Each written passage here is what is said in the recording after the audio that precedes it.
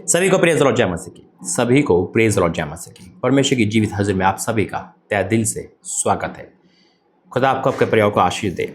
आज उस वचन की बात करेंगे जो मेरे सामने आया और परमेश्वर ने हमारे और आपके लिए क्या रखा है। शायद जो हम देख रहे हैं उससे बहुत बढ़कर रखा है। और हम जो देख रहे हैं हमारे जीवन में अभी तक जो हम देख रहे हैं, शायद हो सकता है कर्जा देख रहे हो, बीमारी, शैतान, अंधकार देख रहे हो, लेकिन वचन तो झूठा नहीं है ना। मैं हमेशा कहता हूँ प्रभु के दास पर नहीं वचन पे विश्वास करो। परमेश्वर का वचन एक एक तय है और परमेश्वर का वचन जब बोला जाता है, पढ़ा जाता है तो उसको रिसीव किया करो। और दास भी परमेश्वर की तरह नियुक्त होता है, यानी कि परमेश्वर को नियुक्त करता है और वो भेजता है। आमीन। आइए प्रार्थना करिए। धन्यवाद करते हैं पिता परमेश्वर, आज का सुबह जो भी देख रहे सुन रहे उनके जीवन में ये वचन काम होगा यीशु मसीह के नाम से। आमीन। परमेश्वर आपको सभी को आशीषित करे। आज की सुबह में आपको पता ही है कि हम फास्टिंग प्रेयर में रात के शाम के टाइम 6 बजे मिलते हैं। एक क्वेश्चन का जवाब देना, कौन कौन लोग शाम के 6 बजे फास्टिंग में शामिल होते हैं, पहला क्वेश्चन।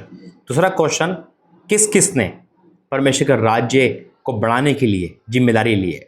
आप जरूर मुझे बोलना, व्हाट्सअप करना, ताकि मैं समझ सकूं कि ये जो आप लोग हो, जिसमें से जो चुने हुए लोग हैं जो परमेश्वर के राज्य को सपोर्ट करेंगे, है ना, पैसों की सपोर्ट करेंगे, ताकि मेरा आना जाना परमेश्वर की ओर से होता जाए, वो सामने आइए। ठीक है। अब दूसरी बात करते हैं वचन को लेकर, जो बहुत बड़ी है, प्रकाशन में है कि जो हम देख रहे हैं, हो सकता है कि आप मुसीबत देख रहे हो, आप लाचारी देख रहे हो, आप अपनी बेटी को बीमार देख रहे हो, आप अपनी गरीबी देख रहे हो, आप अपनी लाचारी देख रहे हो, शायद हो सकता है आप ये देख रहे हो और ये राइट है, यानी कि ये सही है जो देख रहे हो, आप झूठ नहीं है। आप जो बीमारी वो राइट है, जो रिपोर्ट में राइट है, लेकिन परमेश्वर उसको रॉन्ग कर देगा। आमीन।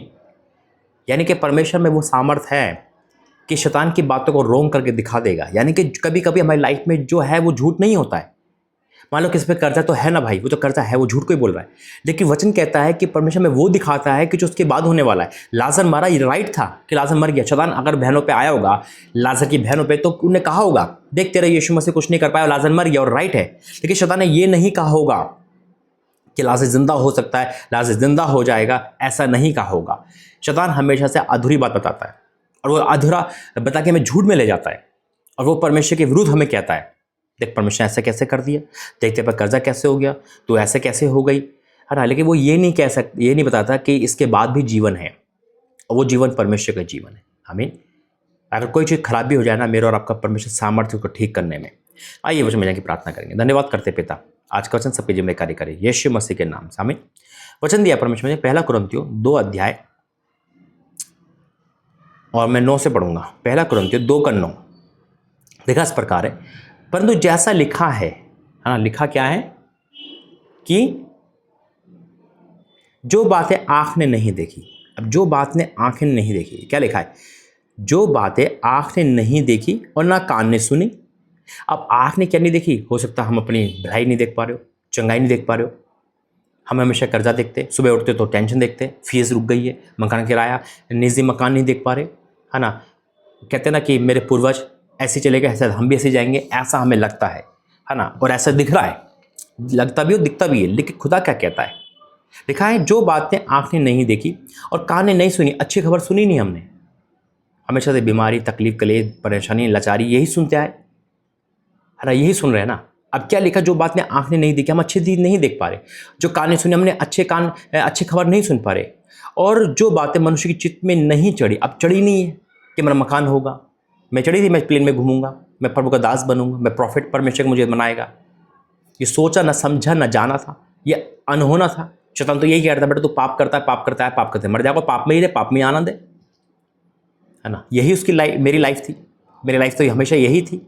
और मैं 4 दिवस कभी आगे नहीं निकला। मैं एक बार सोच रहा था कि लोग इतनी दूर जाते हैं, मेरा दोस्त घूमने जाता है, मैं कैसे जाऊँगा, मुझे आना जाना कैसे आएगा, है ना, मैं इतनी दूर कैसे आ सकता हूँ, हिम्मत ही जा सकता हूँ, लेकिन कैसे जाऊँगा, मेरे घर वाले भेजेंगे नहीं, है ना। कोई कहता मैं शाम चला गया गांव में, कोई कहता था ऐसे चला गया, तो मैं कहता था यार पता नहीं कैसे लोग चले आते हैं। मैं कभी कभी बहस भी करता था, कभी गुस्सा भी होता था, और घर में कहता था इरिटेट रहता था कि पता नहीं मम्मी देखो वो चलाता हुआ लड़का भी तो मैं लड़की को ही हूँ, मैं तो जा सकता हूँ, लेकिन नहीं जा सकता था। क्यों, जिम्मेदारी बहुत थी।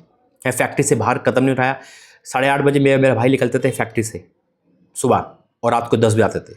पूरा टाइम 10 साल हमने वहाँ बिताए, पूरा टाइम चला गया वहीं, है ना। कभी सोचा नहीं था कि इससे बाहर होंगे। वहाँ की एक फैक्ट्री कहावत थी, लोग कहते थे अरे भैया जो यहाँ पे आ गया ना तो उसकी लाश ही बाहर निकलती है, यानी कि बूढ़ा होकर बाहर निकलता है वो, है ना। कोई सपने नहीं थे, सब कुछ फिनिश था।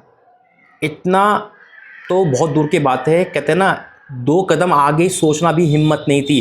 कुछ से देख पाए, हाँ कभी कभी सोच उल्ट पटांग आती थी, कोई बैग मिल जाए, है ना, कोई पैसे मिल जाए, उल्ट पटांग सोच, क्योंकि यही होता था, बस शॉर्टकट तरीका आ जाए। लेकिन खुदा ऐसा काम करेगा, ऐसे दिन दिखाएगा, अनहोना था। और शैतान यही कह रहा था, यही इस्तेमाल है। आज उसी फ़ोन का इस्तेमाल परमेश्वर करवा रहे, है ना, उसी इंटरनेट का करवा रहे जिस इंटरनेट का शैतान ने इस्तेमाल करवाया मेरे जीवन में, बर्बाद कर दिया, है ना, पाप में ले गया, है ना, और बस मिस यूज़ करवाया। लेकिन आज परमेश्वर देखो कैसे इसमें कर रहे। तो जो बातें आँखें ने नहीं देखी, है ना, कान ने नहीं सुनी थी मैंने, कि मैं भी परमेश्वर दास बनूंगा ऐसा। और जो मनुष्य चित्त पे तो बहुत दूर की बात है, बुराई, sex addiction, phone addiction, game, है ना, यही चला था, यही रहता था। अक्की लड़की से बात करनी, क्या करना है, यही पाप था। लेकिन आज मेरे और आपके परमेश्वर ने देखो कहाँ खड़ा कर दिया। दुनिया के सबसे बुरे इंसान, दुनिया के सबसे पापी इंसान, है ना, और लाचार, बीमार, मतलब कहता है ना कि एक मानसिक ताम है, उस परमेश्वर ने उस इंसान को यहाँ बिठा दिया।